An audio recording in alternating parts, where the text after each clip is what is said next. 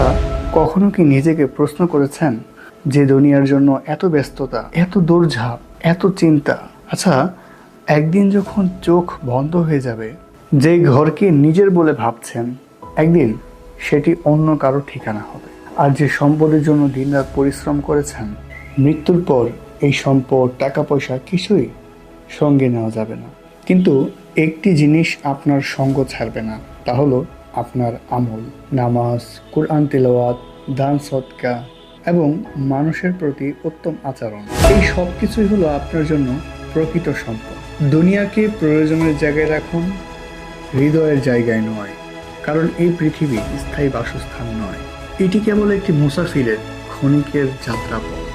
আজ যে সময়টা আপনার হাতে আছে, সেটাই হচ্ছে সবচেয়ে বড় সুযোগ।